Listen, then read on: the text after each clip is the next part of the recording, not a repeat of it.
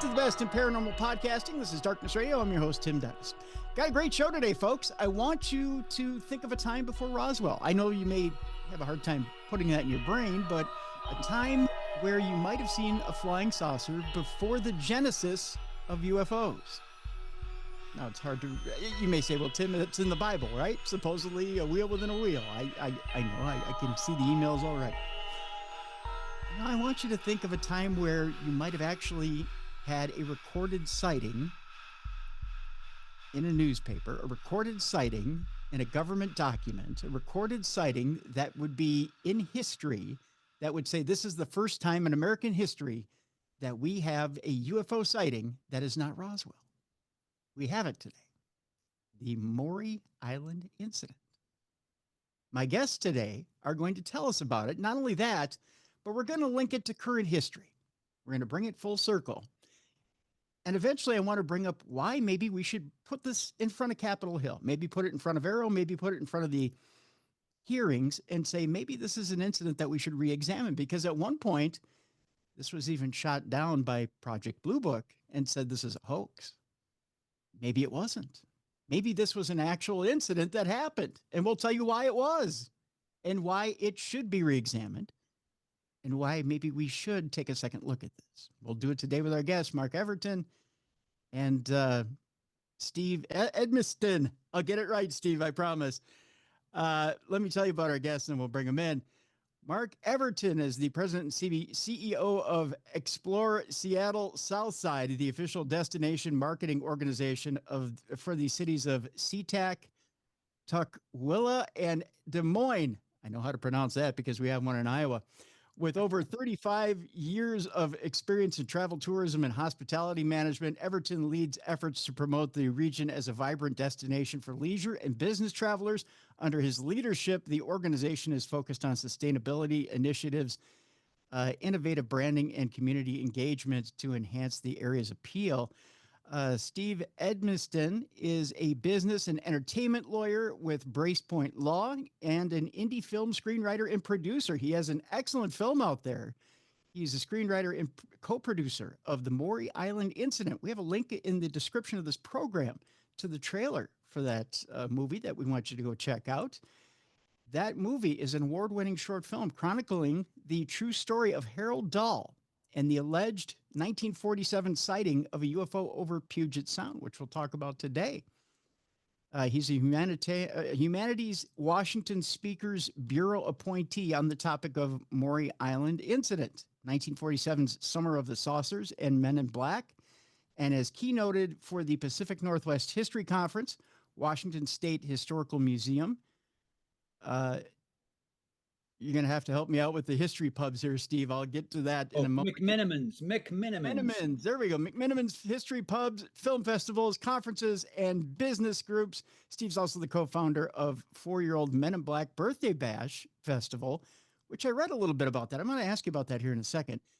And he also lives in Des Moines, Washington. Welcome in, gentlemen, to Darkness Radio for the first time. Steve, I read about this briefly before we jumped on air here. What is the Men in Black Birthday Bash? Before we get to everything, I know it's only 4 years old here, but what exactly is that? I'm so glad you asked. It's coming right up in end of June for 9 days. Essentially, the story we're going to talk about today, that we're going to spend our time on, the Maury Island Incident, isn't just that first UFO sighting in the Summer of the Saucers, 1947. It's also the first time that it's alleged this thing called the Men in Black appear and have an encounter with a UFO eyewitness.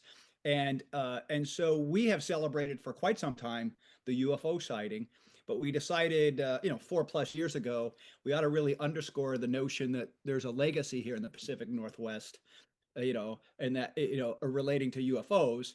And that legacy extends to everything we now know today about the Men in Black. We don't have X-Files and we don't have the film franchise with Will Smith and Tommy Lee Jones if Maury Island's Harold Dahl doesn't report this out, right? Okay. He's the guy that described that first Men in Black coming to warn him. So that's what the festival's about.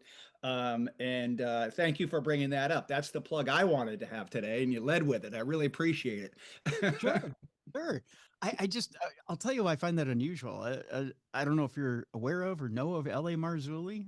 Had him on the program recently. He doesn't say anything nice about the Men in Black. In fact, he's had negative experiences with them. I'll talk a little bit about it later in the program. But so it's funny that you're having a birthday bash with them in the title. Right. So yeah, I just when I saw Men in Black birthday bash, I went, whoa, okay. I found it kind of ironic with a little bit of a sense of humor. I thought that was kind of Well, cool. that's probably our tag. We should adopt that. Write that down, Mark. We're going to be ironic with a sense of humor. I think that's about perfect. I Yeah. I actually have used that descriptor for you, Steve, several times. When asked, I say, "Oh yeah, Steve, he's ironic, but with a sense of humor." So. Well, that's perfect. That's perfect. Well, gentlemen, I guess the best way to lead into this is to kind of talk a little bit about this incident that happened in 1947, because we always assume, well, Roswell, that's the first time we ever saw or acknowledged that we had flying saucers in America or UFOs in America.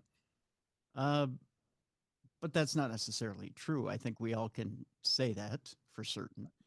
Um, Mark, I want to lead with you. Tell us a little bit about your area of the country and why is this Maury Island incident really the first time that we can acknowledge that this happened? So we're in a unique part of Washington. So we're the three communities that you mentioned, Des Moines, Tukwila, and SeaTac, surround the Seattle airport, Seattle Tacoma International Airport. And what makes it really interesting is we have 52 million people that visit our community every year because of the airport. So we're in an enviable position. There are not a lot of other places in the country that have that number of people. So with the Maury Island incident, which, as Steve mentioned, the anniversary of is coming up June 21st, 1947 was when the incident occurred. There is a real compelling backstory that goes with that we find is intriguing to people. So as we've got people transitioning through our community in and out of the airport, and they're looking for something to do and see, boy, this is top of the list for them to go and explore and experience this. So there's a lot of places that they can go and explore and experience it. There's a mural that we have on display. There are other artifacts around that they can go and experience. So from a tourism standpoint, oh my gosh, it's the Holy Grail. It's the greatest thing for people because, as you are well aware, there's a huge amount of interest in the paranormal and in aliens. And then when you are able to communicate to them that this was before Roswell, this was the first, and it wasn't just a bunch of lights in the sky. This went on for quite some time, and the accounts and the governmental investigation that Steve will describe in greater detail really makes it very believable, very compelling, and it's not just I don't know, an urban myth that you end up with possibly some of these sightings, but it's pretty bona fide cool to have the Maury Island incident in our backyard. And now, before we actually get into the story, I want to point out, Mark, that you're not just here to document what happened. You actually can come to your area, put boots on the ground, and actually walk the trail of where all this happened. Tell people a little bit about what you represent and why you're here and who you're representing. So on our website, on the seattlesouthside.com, the Explore Seattle Southside website, there's an opportunity for people to download a trail. It's not an app, but it works a lot like an app. And it will then provide maps and directions for people to go to various stops along a trail that we call the UFO Trail. And along that trail, they're able to get in-depth information. So the app, if you will, on their phone will now give them stories, give them documents, give them an opportunity to see and experience what some of those places. I mean, this is not like when you take a Hollywood, open bus tour to the stars' houses where they're driving past, could be anybody's house. This is actually, if you'd like to, you can go over to Maury Island and you can walk along the same beach that Harold Dahl ran his boat up on when he had to abandon being out in the Sound because of the spacecraft. And you can be in Des Moines and be able to look out onto the Sound and see where the spacecraft were, and experience the mural and some of the other artifacts that are around in the community. Wow. So, yeah, I mean, you can actually follow along with the story, walk the same places, be in the same places, and maybe, just maybe, catch a glimpse of some of those same craft. Has anybody ever said to you that I think I've seen something in the sky while I'm walking these same places? They haven't yet. We're hoping with your podcast you will help incent them to go and explore and experience that. One of the things that we did this year is we actually did an alien invitation. We have invited them to come back, and we've done it in a couple of ways. We had a blanket made that has a barcode on it that says, "Please return to Seattle Southside," and we put it on some cows.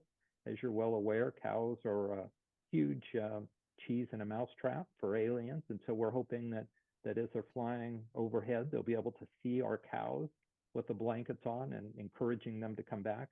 We actually have a payphone, a 1960s payphone, that people are able to pick up and leave a message for the aliens, and through a company in the UK, we actually blast some of those messages into outer space that we hope the aliens will be able to hear. And the message is really, what have we come back and see what we've done with the area since you were last here? And we're averaging about 1,500 voice messages a month on that payphone from community members.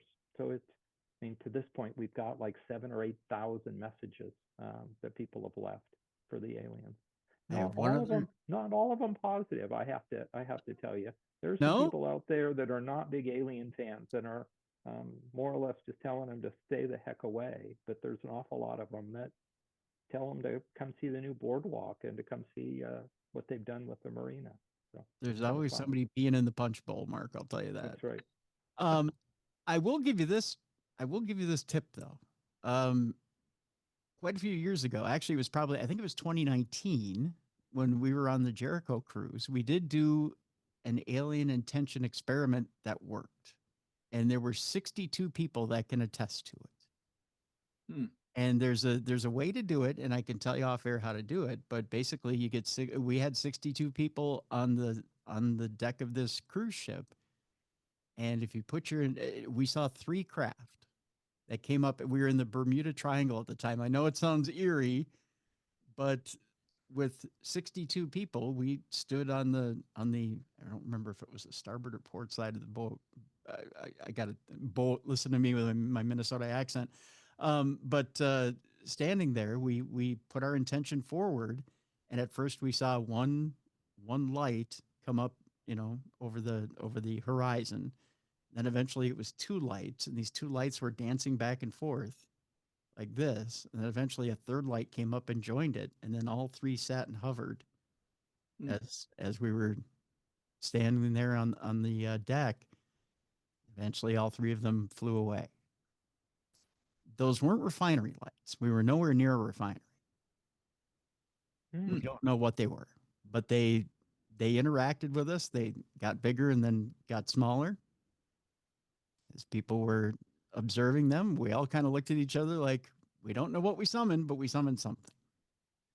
Well, Seattle Southside is priming the pump for that. We're getting a lot of folks paying attention, I think. So, and having fun with it. And I really want to applaud, Mark Everton here and Explore Seattle Southside for the approach they've taken, which is, I end up at a lot of UFO conferences. We're asked to show the movie, and the standard thing that you do with a story like this is you talk about it, and maybe you write a book about it, and then you go to talk about it to sell your book about it, right? I mean, that's kind of how it works, right? Right. And for Maury Island, it's just been so much fun. It's all been experiential as opposed to let's just put it in a book and see who buys it. So creating the UFO trail, the movie that I was able to be part of, that's been around now for 12, 13 years, that still just won't go away. Everybody loves to see the movie and experience it. There's just so many things to do by way of experience. The festivals that we've launched, the Men in Black Festival, um, uh, it's just a different way to get people to engage with a great piece of history. Mhm. And I come at it from that perspective, really more a historian than an, I guess what you'd say, a ufologist. I just can't get enough of the history of 1947 and everything going on in our country, and how this sighting played into all the other sightings, and how it relates to Ken Arnold's sighting, and how it relates to Roswell. And to me, that's all just historical, fascinating stuff. And so, Sure. Mark and his team creating all these immersive experiences that essentially people can just engage in for free.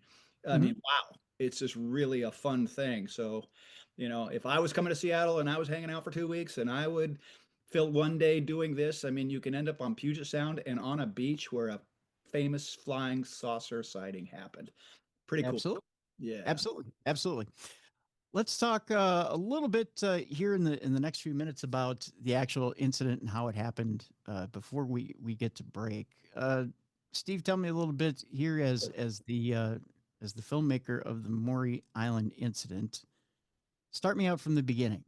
I will. And I Actually, always, I've learned over many years now talking about this that if you let me, I'll talk for 3 hours, and we can't do that. So we want to keep it short. And to keep it short, I'll just tell you there's three pieces to this story that okay. anyone who wants to learn about it needs to know. The first piece is the sighting itself. The Hmm. second piece is going to be what we call the Summer of the Saucers, where what was happening in the summer of 1947 after this sighting, and how it just sort of transformed the nation into a UFO watching culture. The third piece is kind of the tragedy of some of those investigations, and people died in those investigations of Maury Island, the incident we're going to talk about, and how the FBI got involved, and that's why we know everything that we know. It's the Okay. FBI got involved in the investigation of tragedy. So, part one, super short. It's a Yep. UFO sighting, right? It's June 21, 1947. Harold Dahl has a boat, the North Queen. He takes his son. He picks up two day workers. They travel about 3 miles out of Tacoma. They're just off Maury Island. The allegation is while they're there, they see six flying discs, and they're hollow. They're described as hollow, shaped like donuts. One is described as kind of failing. It's lower than the others. They're about 100 feet across, and it starts ejecting material. And from the documents, we know that it's referred to at the time as slag. It's like a molten material. The slag is crashing down on the boat. It is causing damage. It burns Charles Dahl's son's arm. Uh, Hmm. I mean, Harold Dahl's son, Charles, burns him on the arm. They had the family dog, Sparky, on the boat, and Sparky is struck and killed by some of the falling slag. This is what frightens them so much that they take that 80-plus-foot working boat and run it ashore. That's a big boat to run ashore, to Yeah. get off the water and hide in some cliffs. And it's when they're hiding that the six discs leave. There, you'll see some documentation that one of them crashed. There's nothing that suggests that's part of the story. They all leave. Harold and his son and the day workers, or they can get back on the boat. They go back. They go home. That's day one of the Maury Island story. Day two is the next morning at Harold's house in Tacoma, Washington, and he gets a knock on the door, and you can guess what this man is dressed like.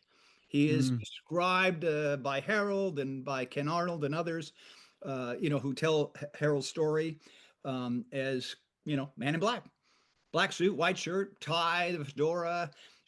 Fedora. He shows up in a black 1947 brand new Buick, and he basically tells Harold at his home, "I know what happened to you on the water yesterday. We need to talk about what happened to you. Probably should go somewhere to do it. Your wife's home, your son's home." So they decide to go to a diner in Tacoma, and at that diner, the man in black proceeds to tell Harold what happened. Man in Black somehow knows what happened, tells Harold what happened, and then does what we have come to learn Men in Black do, gives the warning, gives the threat. And so, according to the story, the man threatened Harold's family, threatened Harold, basically said bad things would happen to his business, if he talked. And so that's kind of where I say that's the part one. That's the Maury Island incident. Those 2 days. First day, Okay. the sighting. Second day, Man in Black shows up. That's part one. Okay. Then we go to part two. And do you want a question about part one? Well, I do have a question about part one, and that's this. You said that there's no evidence of the crash whatsoever, but were there any trace evidence of any of the ships that came down? I mean, Oh, yes, absolutely. The story is that lots of the slag fell. It landed on the boat, killed the dog, burned the son.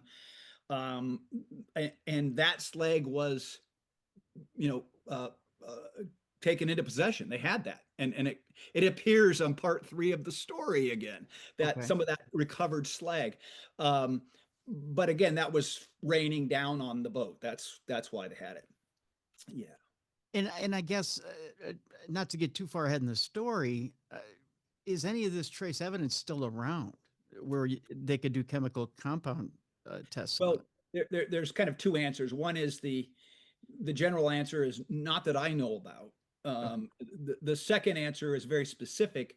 We had someone approach us while we were making the film, named Elmer Fromback Jr., who used to live on Vashon Maury Island, who was camping there in the 1960s, told us he knew all, people that lived there knew all about this story.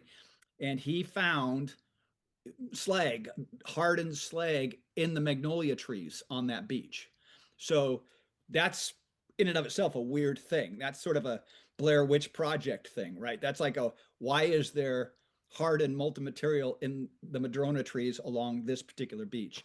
And he pried one of those off and he brought it to us. And we actually used that sample in the film. So that's Oh, our prop. That's our prop in the film. Not been tested. We don't own it. And he gave it to a small museum, and they have not yet decided to do anything with it. you So, know, you know what, Steve? That doesn't surprise me.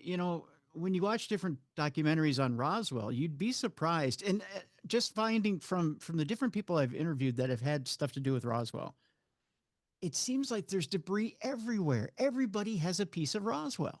And it's about this big. In fact, to this day, if you go out to the site, it seems like if you go just a little bit into the earth, you can pull up a piece of ship. yeah, There's still pieces out there. yeah. So yeah, the government didn't do a great job of getting every piece of metal out of the dirt. So it's still out there. So No, when you say that there could be slag in the trees, it doesn't shock me. yeah.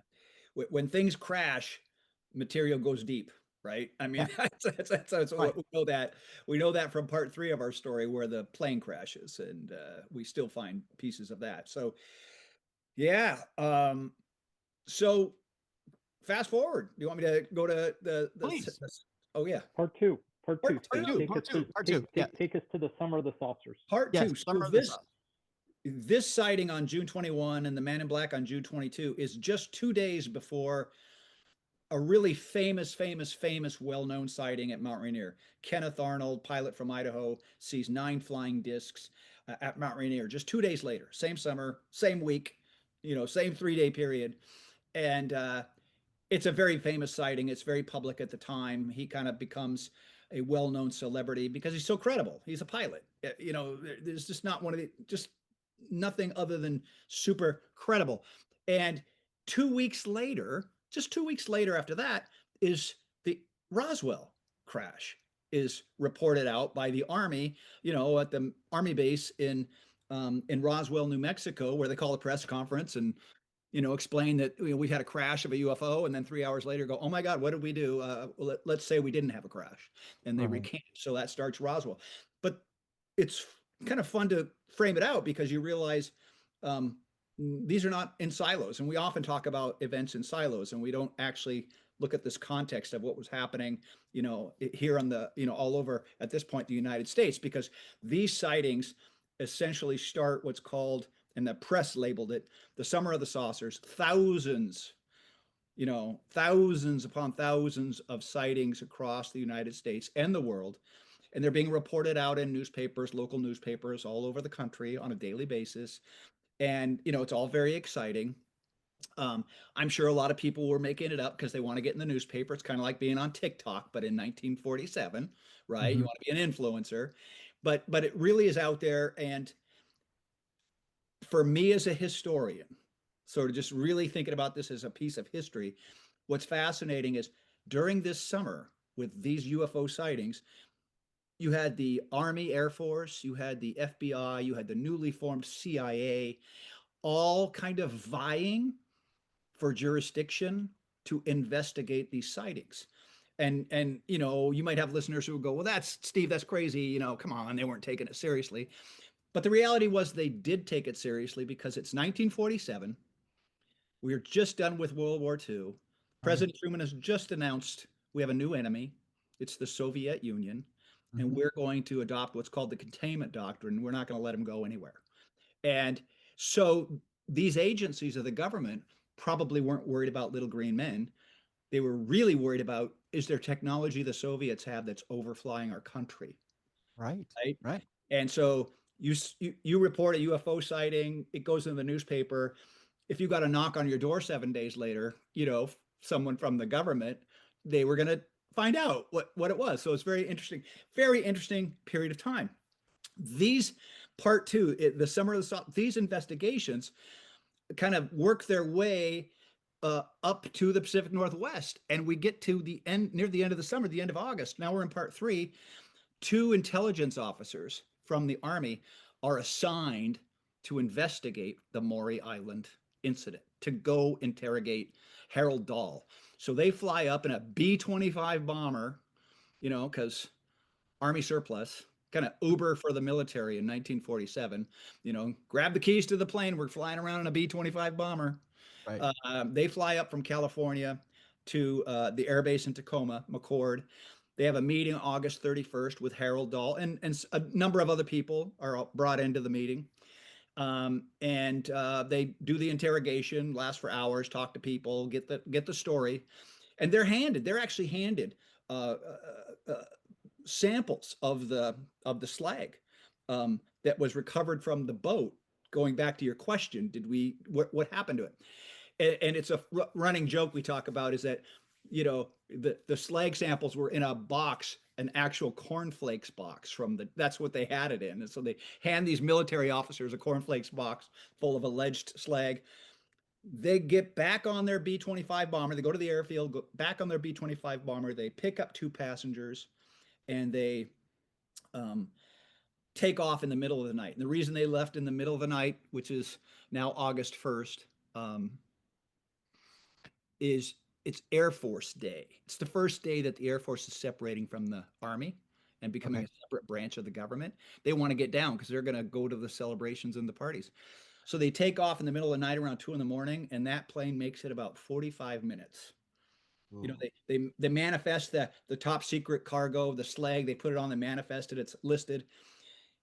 They pick up two passengers. They take off, and the plane spontaneously catches fire, and Mm. the left wing is engulfed. They manage to get the two passengers out in parachutes, but that is too long, and the plane loses its left wing, goes into a spin, and the two pilots, the Air Force intelligence officers, they die in that crash just east of Kelso, Washington. It was really heavy terrain, really rugged terrain at the time, for sure.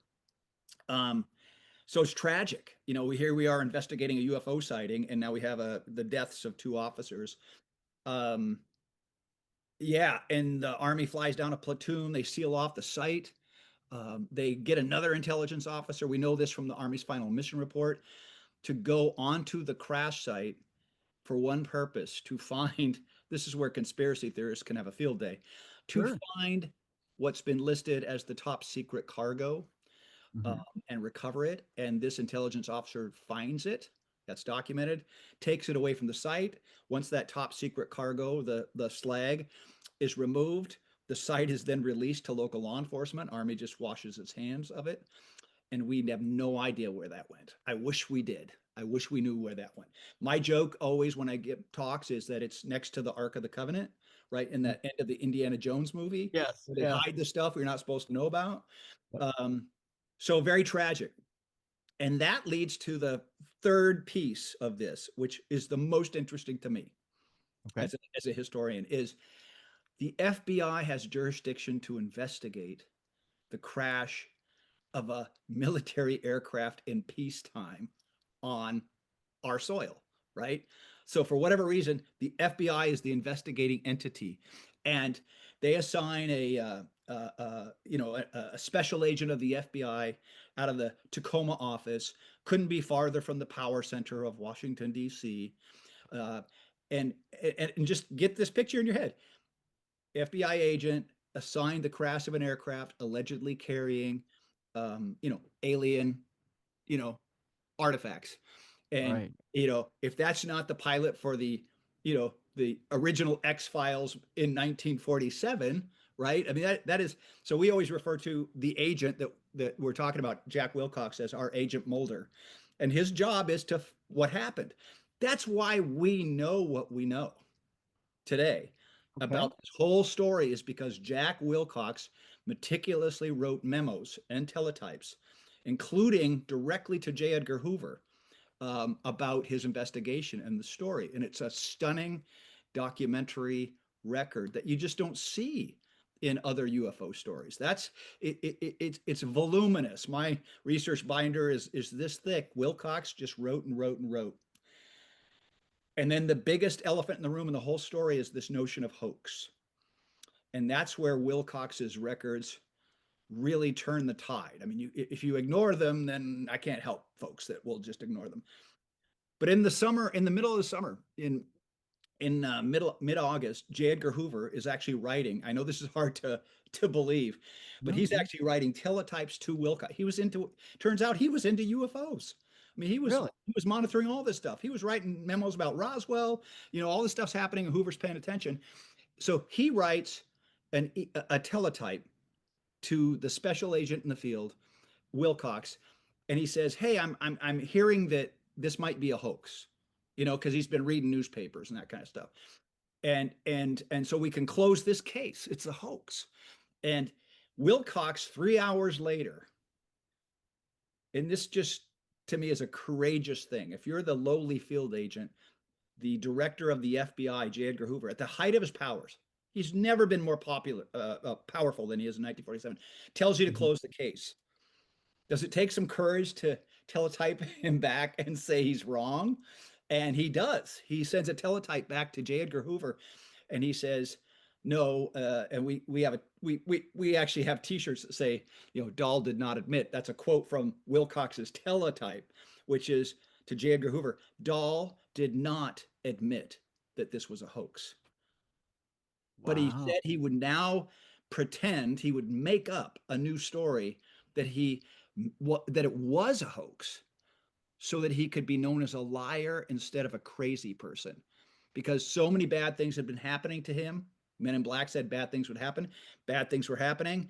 All kinds of fun stuff happening, but also being ridiculed, right? I mean, that's, and he made a decision to be known as a liar, and kind of push the UFO story away from him.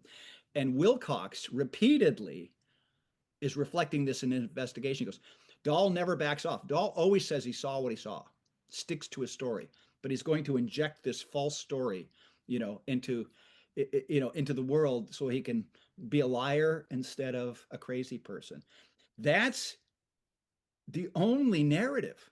There is no counter narrative in any of these records. Why don't we know this? And the reason is they were sealed for 50 years. Nobody got to see this stuff. So Dahl's narrative is the only one we know. So when you go on Wikipedia and you go and you find out and everybody goes, "Oh, hoax, hoax, hoax," it's all premised on 50 years of a vacuum and only, Dahl's story. And that, I mean, I just think it's fascinating. And 50 years of letting it lie. All right, so here's what we'll do. Mark, Steve, we're going to take a break here. When we come back, boy, do I have questions. We're gonna begin with, who were the Men in Black then, and why the FBI has to come in and try to get Dahl to figure out where he's going to stand here, and why is the FBI trying to get Dahl to tell the truth, and why are the Men in Black trying to get him to say something else?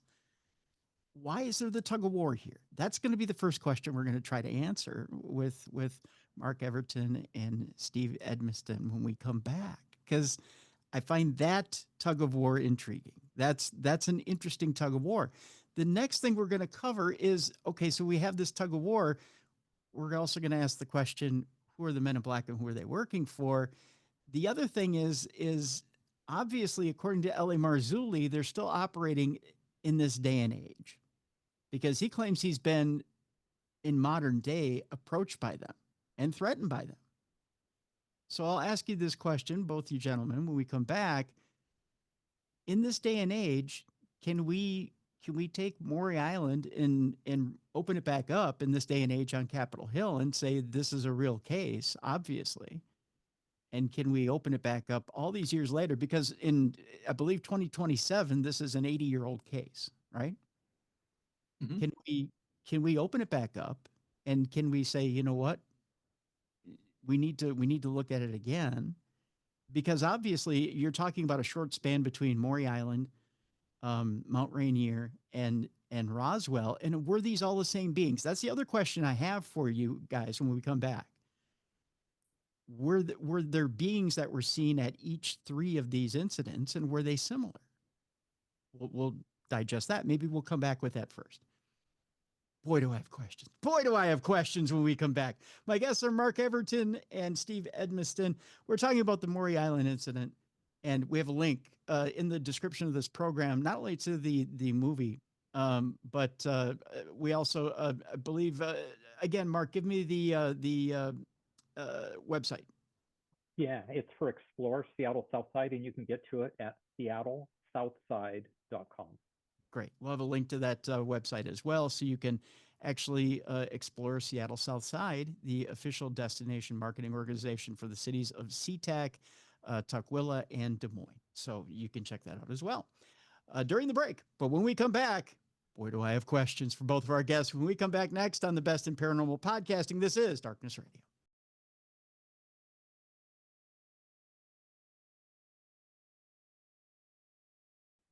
Welcome back to the Best in Paranormal Podcasting. This is Darkness Radio. I'm your host, Tim Dennis. My guests are Mark Everton. He is the president and CEO of Explore Seattle Southside.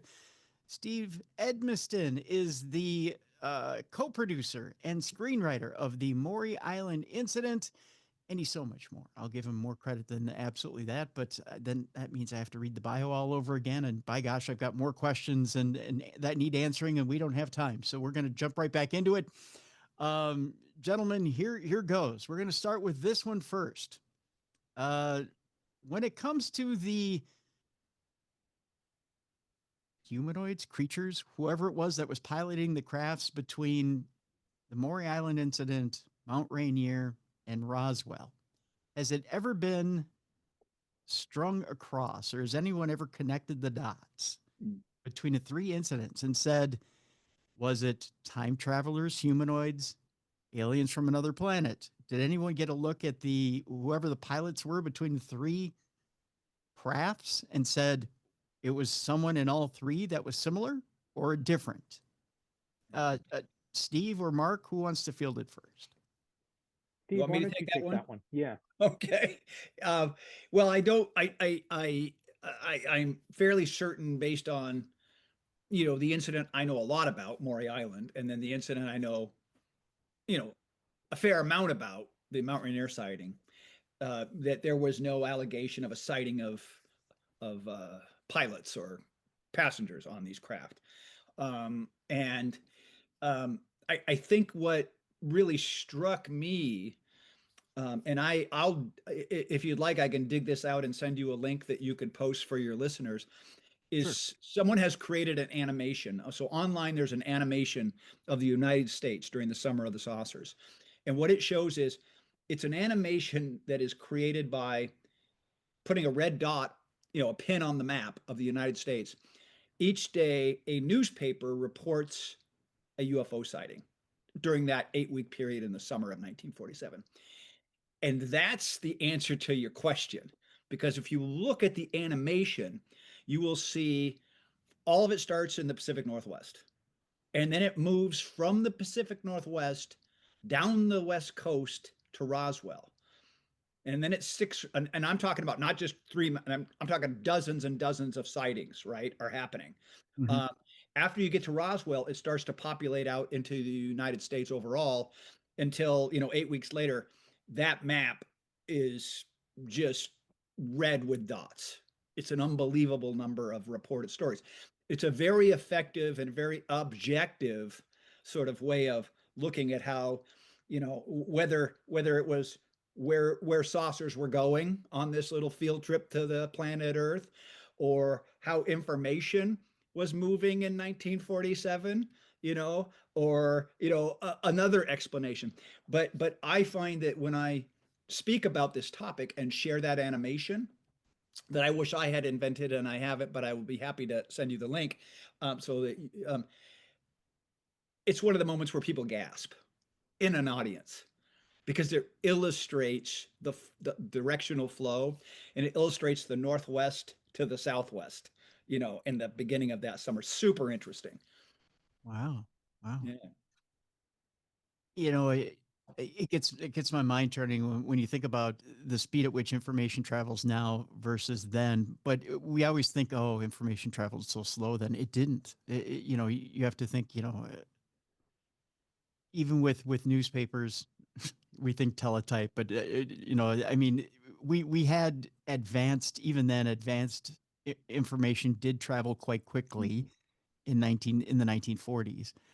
And we got information back and forth quite quickly. But even so, uh, to think of how quickly we could report information back and forth in the 40s, but the term flying saucer, Mm-hmm. um, I just have to think to look at something like that, and we were talking earlier. You were talking about the threat. We have to, as a government, we have to assess. I'm trying to form this question here for you both, um, and I'm trying to meld this into how the FBI comes into this, because you do have the threat of the Soviets at this point. World War II is over. The Soviets are very much a threat. You're looking at an internal threat or an external threat becoming internal. They see this thing coming over the horizon, and all you're thinking is spy plane, right? You're not thinking external alien threat from space. You're thinking this has to be a new Soviet invention. And of course, maybe possibly a nuclear threat or an atomic threat, right? I mean, Sure. because, 1947. I right, think the Russians get the bomb in 48, but we know they're developing it. We don't know that they have it or not yet. Yep. right. So you've got to be assuming that this has to be either a weapon or a plane, right? And it's now flying over our airspace. Yeah. So of course you're thinking defensive. So, but this is where this question is leading, and I know I'm a little discombobulated here because I'm forming these thoughts as as I'm as I'm talking to you both. Why the FBI? Why did how does this come about? Because if a plane goes down with two military men, how is it decided that the president goes, Hoover, go look at this? Why is it not the military that investigates its own? Yeah. Why why if it was a Soviet threat that may have taken a plane down? Why if it was not espionage? Why if someone was trying to get to something that, because again, let's think, if this was a Soviet attack or if it was a threat from outside and you had evidence of another country that was potentially attacking you and it had come down, why would you not investigate with the military and not the FBI is supposed to work within our borders, right? Not outside of our borders. So why are they investigating? Well, I mean, I think the FBI, um, there are a lot of answers to your questions. The FBI was, super active during the summer of the saucers, investigating lots of sightings. Hoover, part of the evidence of Hoover's delight or interest or fascination with UFOs is in his exchanges of teletypes and other, memos with other branches of the military. And he got into a fairly famous pissing contest with a general in the army named Shulgren during this summer.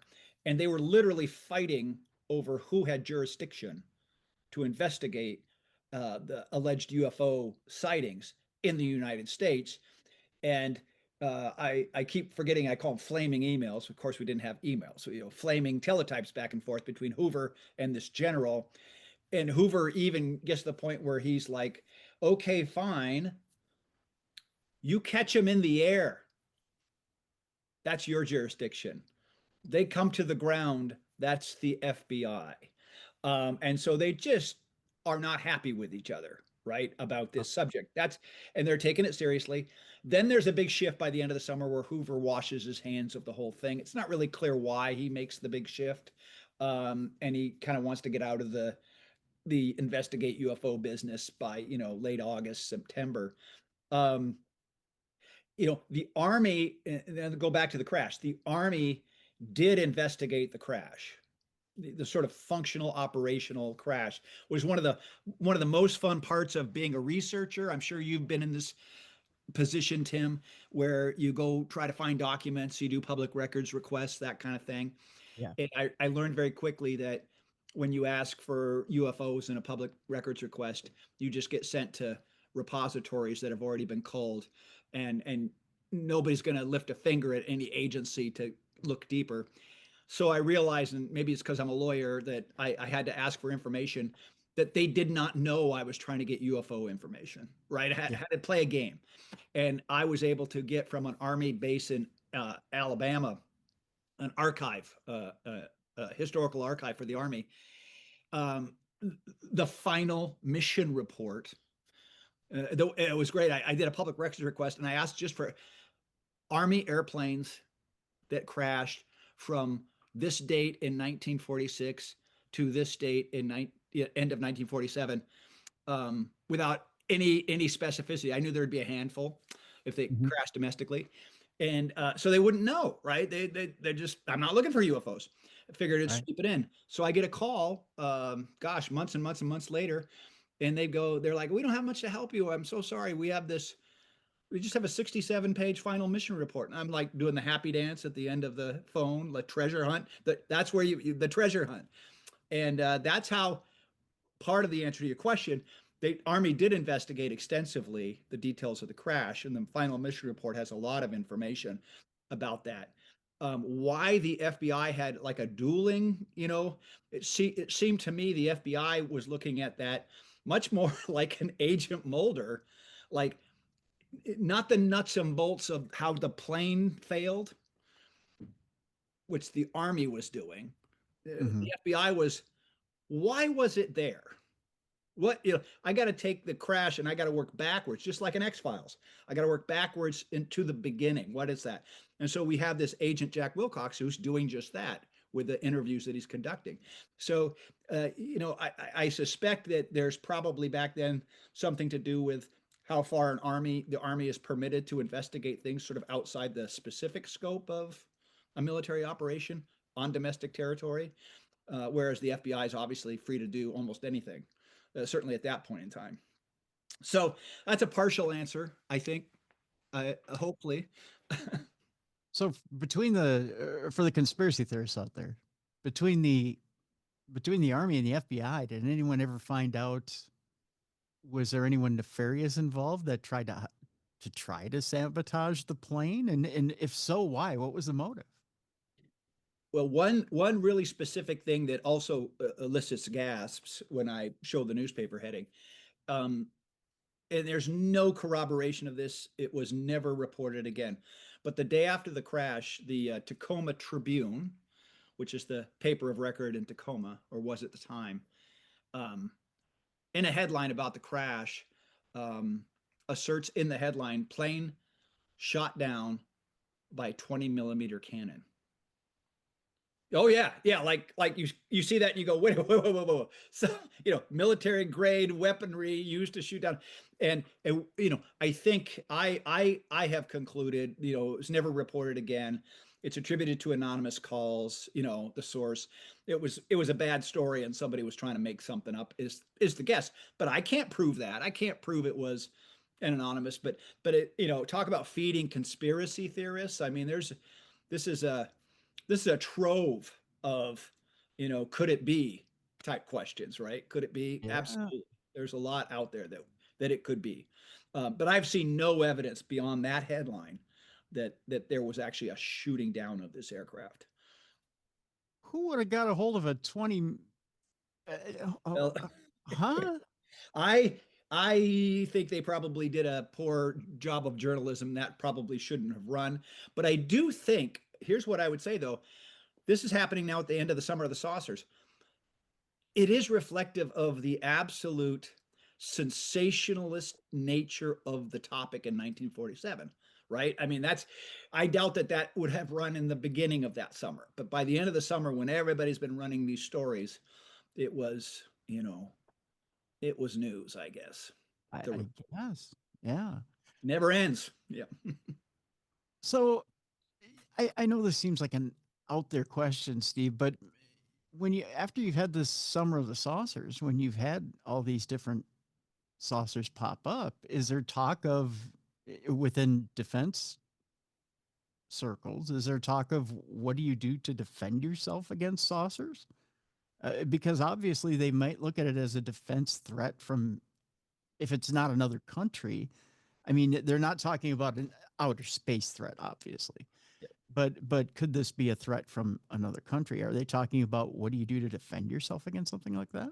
Well, the principle, I mean, historically, the principal thing that was going on at the time is they were absolutely trying to figure out how to create air defenses for, a threat from the Soviet Union. So by the late 40s, I can't remember, but the predecessors to the Nike Ajax missile program, um, they were underway. Nike Ajax research was underway. And these are the missiles that start to kind of feel like, oh, Cold War missiles. They weren't offensive missiles. They were missiles that were being designed to shoot down overflying, high level Soviet bombers, but Mhm. still pretty darn impressive, pretty darn, Cold War in their nature. So that's underway. Also, and I think to a lesser degree, so that's a major project underway.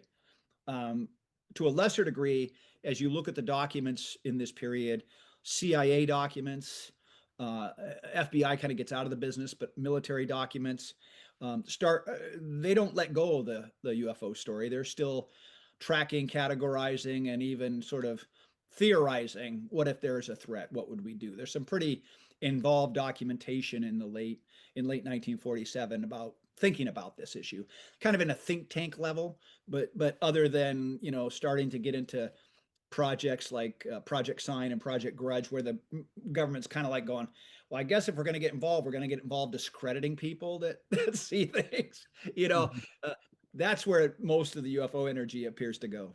Um, and I think that most of the actual physical work was military, and it was missiles. That's what they wanted to get Okay. online as soon as possible. I want to bring this back to what something L.A. Marzulli said on this program, which I found alarming. He said he had been cornered at a conference by one of these men in black, and when they had cornered him, they had asked him things like, is your cell phone encrypted? Uh, you know, we know you have a daughter. Eventually, she has to step out. Um, what kind of car do you drive? Do you know it has a computer base to it? Do you know that we can get into it? Um, and basically was threatened with different things. Mhm. Just basically, do you know that we can get to you? After hearing the different diatribe that he was threatened with, should you continue to push on and try to learn more about this phenomenon, we can make your life a living hell, which is basically the threats we've heard in the past. He had his own come back to them, which is you can try to get me any way you want, but if I'm protected, I'm protected, right? You can try to threaten me all you want, but as he put it, I'm protected by God. If it's my day to go, it's my day to go, but do your worst, right? That was his comeback to them, which God love him. If that's his protection, that's his protection. My point is this: was there ever a connection in there that maybe this plane was brought down by these men in black, that maybe these men in black were the ones to take down this plane because maybe these two pilots had some information that they had come across in this investigation that they shouldn't have come across? Yeah. I think it's important at this point also, Steve, to talk a little bit about the two pilots, Lieutenant Brown and Captain Davidson. And not only did they interview Harold Dahl, I understand they also interviewed the private pilot who had witnessed the flying saucers on the backside of Mount Rainier. So they were carrying back information with them from two investigations that they had done. I think it's also very interesting, Tim, when you correlate the two stories between Dahl's story and description of these circular saucers that were hollow in the middle, that were about 100 feet across, with the private pilot that had then seen 9 of these saucers. And I believe his account was the first time the media had actually referred to them as flying saucers. Correct me if I'm wrong on that, Steve. The other thing that I find really interesting is a pilot and truly a longshoreman laborer who's out, making his living fishing out on the Puget Sound are probably not running in the same social circles. So there probably isn't a whole lot of communication between the pilot and between Dahl. And within a couple of days, they've got a corroborating story that is almost identical for what they're both describing. And then you add to that the complexity of having these two Army intelligence officers that fly up from Hamilton or from Travis and gather this information from both of them, which is more or less lost in this catastrophic plane crash. So I'm finding that part of the story very interesting when with the as a part of our whole summer of the saucer story with these two. Yeah. Go ahead. I was just going to add to that, just that, and to your question, circling back a little bit to the question, I think in terms of speculation, I mean, part of the problem I have, to be honest, is I'm a lawyer and I kind of live in that world of evidence. And so I'm always like, hey, that could be, but I am always grounded in terms of what I'm, going to get out there and say. But certainly everything you described about what these two pilots knew when what objects they had collected and what investigations they had completed when they got back on that B-25 to fly back to California that night. If somebody didn't want information out there, then sure, that's kind of a speculation that it makes so much sense that it's probably a Hollywood trope, right? I mean, information that other people don't want you to know, and so somebody at some level says, well, we can't let that information go, right? So I mean, that makes sense. I think that one of the challenges for us as kind of lovers of this story, and I think you're touching on it with your anecdote about the sort of the men in black who was so threatening, is Mark and his team and putting together the UFO Mystery Trail and the festivals that we run that are fun, and we really embrace this history as a legacy, the story as a legacy, and we want people to come and experience it. Is it really reflects that there's this pop culture division in terms of how we address what happened in 1947, right? And in one strand is everything is super fascinating. I want to know about it, but I also want to be entertained by it. So I'm going to go down and I'm going to end up with the Men in Black franchise with Will Smith and Tommy Lee Jones on that strand, right? I'm taking the same core stories and I'm moving over here, and we're going to go to the Men in Black birthday bash in Seattle because it sounds fun, and we're going to walk the mystery trail that explores Seattle Southside put together. I'm going to learn all this information. I'm going to have fun while I'm doing it. The other strand of pop culture is kind of where you're going, which is that very dark strand of these Men in Black have, malevolent purposes. We're not sure what it is, but it's not good. We have evidence, including from Hoover himself over many years, that there are frequently off-book operations, where they might be humans, but they might not be good humans, and they might be not identifying themselves, and they might be doing the bad things that we can talk about. But that strand also ends up in popular culture all over the place, from the darker parts of the X-Files to any number of motion pictures. And it's really interesting to sort of grapple with those two strands. Okay, now let's set them aside, and we're going to actually talk nuts and bolts. And what do we think happened? I'm always struggling with that question about how to take the pieces that we do know with all the missing pieces we don't know and make sense of it. It's still hard for me, and I've been spending 14 years on this story. Or Steve, you don't make sense of it. You just go along for the ride. Yeah, well, that's kind of. And have a fun time. You go to the Des Moines Marina, and we've set up telescopes so that you can look out on the marina and hopefully see a flying object. Yeah. And when you're out there, there are scores of people that are scanning the horizon, hoping that they will again see not a whale, not a big sailboat, but that they'll see a flying object out there. Yeah. Right. They put in telescopes that go right to the beach at Maury Island. Yeah. With interpretive maps on the ground, so you can experience exactly that spot. One thing that they've done, and I'm sorry to distract, but I want to say this because there's like 7 million people listening right now. No, and Mark, his team has put. We're all familiar with the concept of a shopping mall. Big sprawling shopping mall. And somehow his team at Explore Seattle Southside got permission to take an entire sort of end corner wing of this mall and have a floor to skylight sort of set of exhibits, you've talked about the phone booth, but it's like walking into a prestigious museum. And we're talking the biggest conspiracy map explaining the story.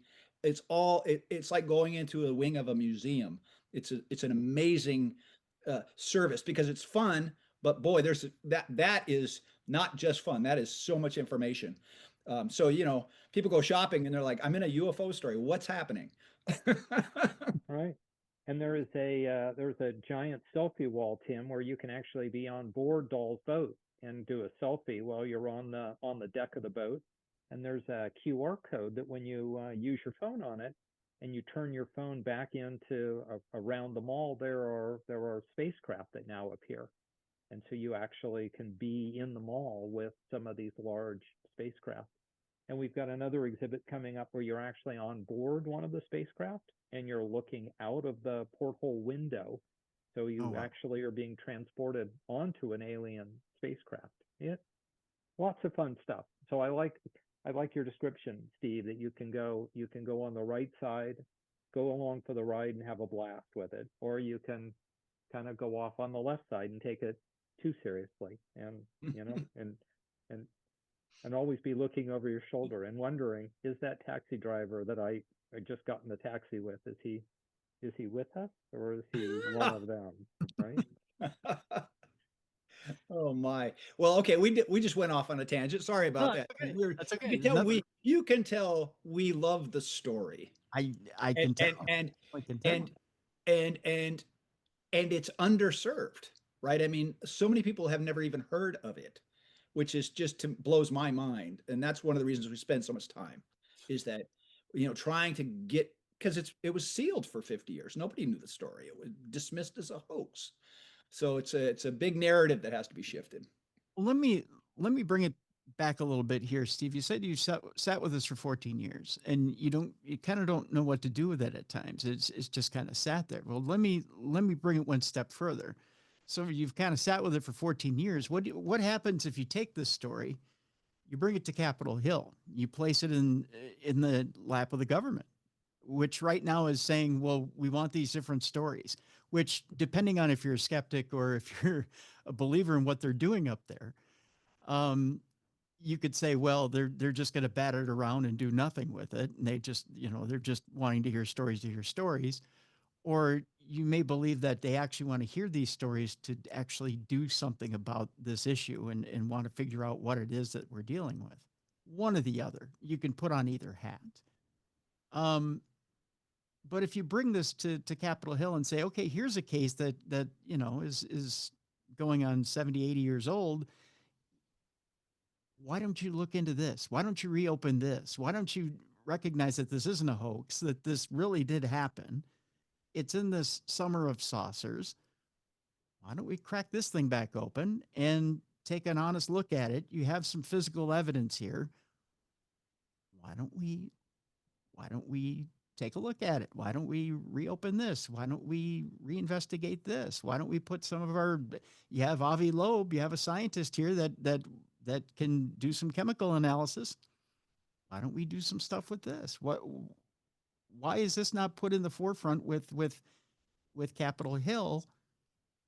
Is this a case that you feel you can bring to Washington? I want to get both your opinions on it. I want to start with Mark. Is this one, a case that you can bring to Capitol Hill? And two, how do you feel it would affect your tourism if it did? I do think it's something that I think people have a right to know more about. And I think it would be important for a serious investigation to be undertaken to try to answer a bunch of these questions. Primarily in this situation, because you have to feel for the families of Lieutenant Brown and Captain Davidson. I mean, for a lot of the sightings, they were, like the one that you described, Tim, there are lights dancing on the horizon. There's no harm, no foul. But in this case, two really respected, decorated, honorable Army pilots lost their lives. And they were doing nothing more than the job that they had been tasked with, of coming up to Tacoma and then returning back to California. So I think it deserves some answers. I think the fact that the Army has some evidence that can actually be analyzed, and we can look and determine whether the metallurgical analysis of this indicates whether this is naturally occurring on Earth or not on Earth. I think those are simple things to answer. I think there's some gray area. I'm not sure we're ever going to answer the men in black, and are they real? Are they really there? Are they good? Are they bad? That I think is a more difficult question. But I think we have empirical evidence, and I think the fact that these two honorable gentlemen lost their lives in doing their duty justifies there being an investigation, and that we get some answers to it. Steve, from a tourism standpoint, yeah, any news is good news for tourism, Tim. So there you go. Steve, is this an issue we can push one step further on Capitol Hill? Yeah, I mean, I agree with Mark. I think it's a great story. It's a great piece of history, and there's nothing about this and all of its red flags, all of its infamy and notoriety, because it certainly has that baggage with it, that suggests to me it shouldn't be, that onion shouldn't be peeled, right? And I wish, you can go on Amazon and see, 5,000, I don't know, 10,000, how many books on Roswell, right? How it's just, and the scholarship that has gone in that one direction versus here's another great story. How do we entice folks to want to spend that time and energy on this Pacific Northwest, history, which seems to be vibrant and real and important? That's a great goal. So it might come from sort of a Capitol Hill, trip. I was very hopeful, with all of the discussions about disclosure, and we've had the congressional hearings, and we have sort of some new iconic witnesses from the government, and that's out there. And there were also mandatory Department of Defense had and I think it was 2021 mandated that we have the an assessment that went back to 1945. So when that legislation passed, I was like, yay, we're going to go back to 1945. We're going to look at all these old sightings. We're going to reopen them and investigate, right? And Right. of course, what happened? What happened is they published a thin report that basically looked at Project Blue Book and said, oh, yeah, we've investigated those.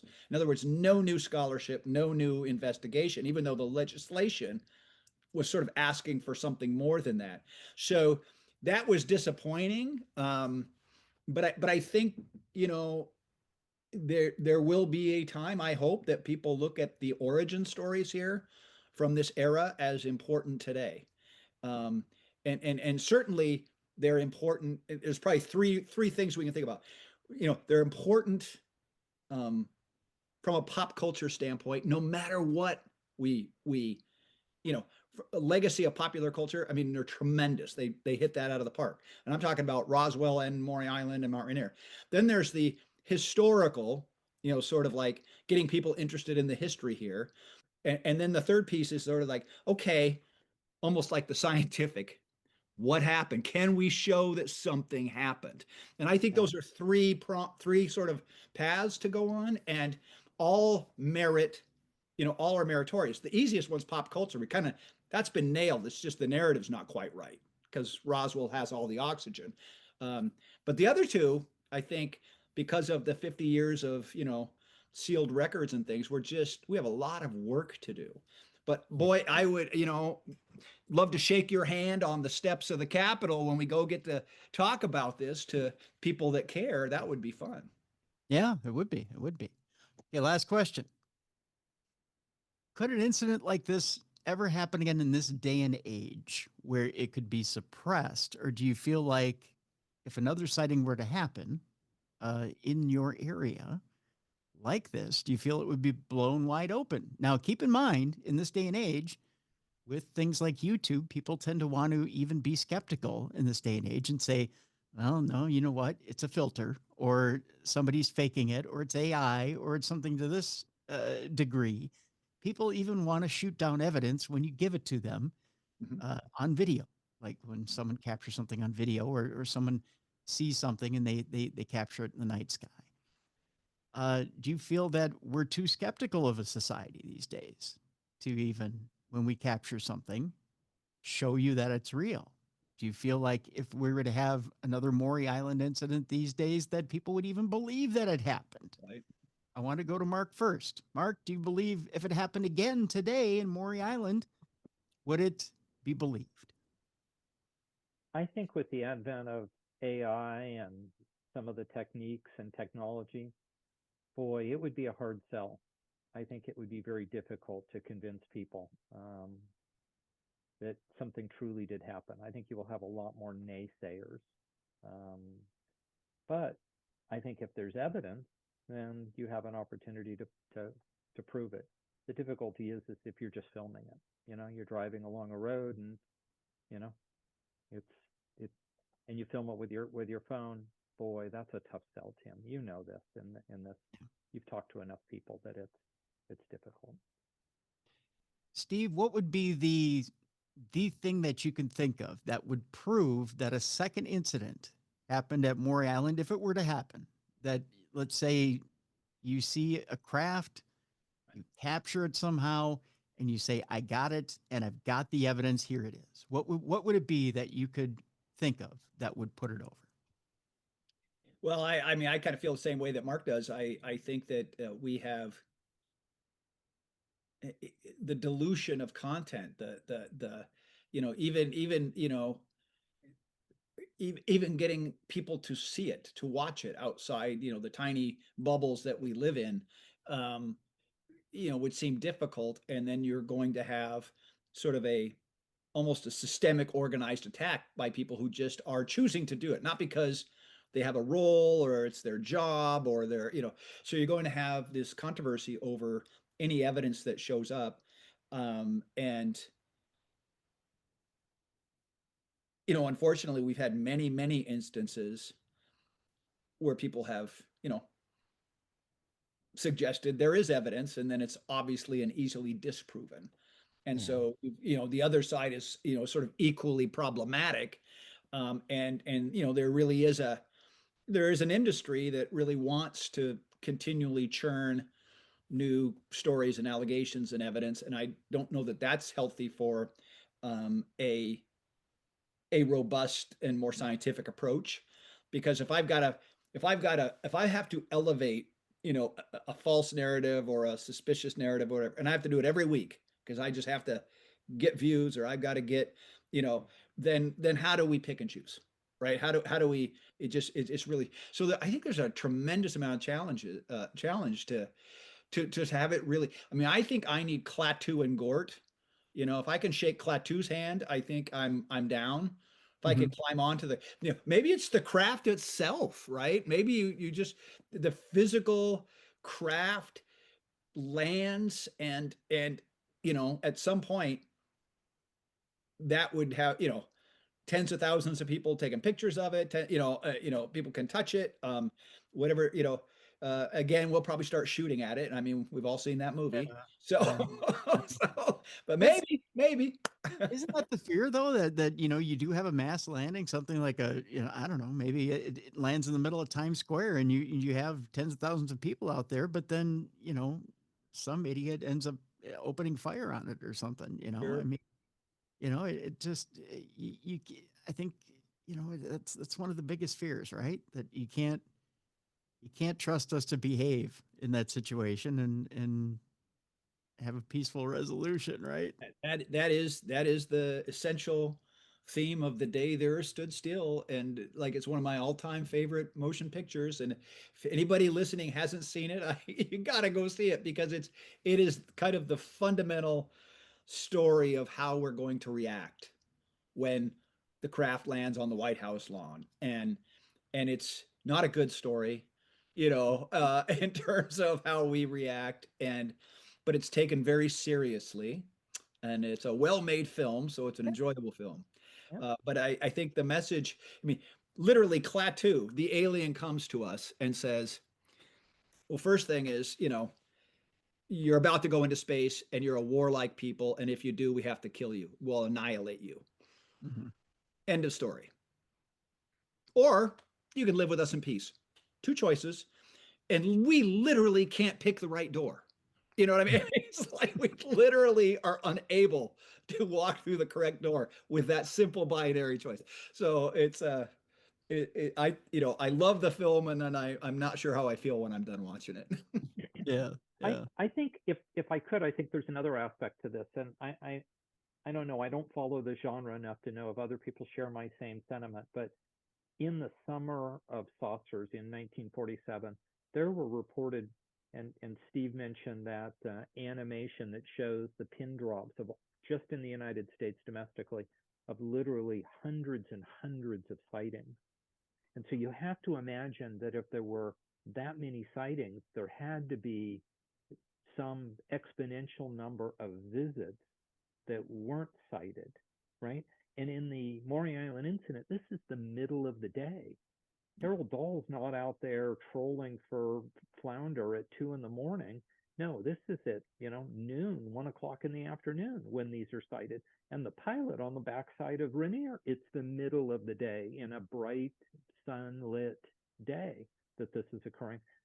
Why aren't we still having this number of sightings? Why is this not occurring?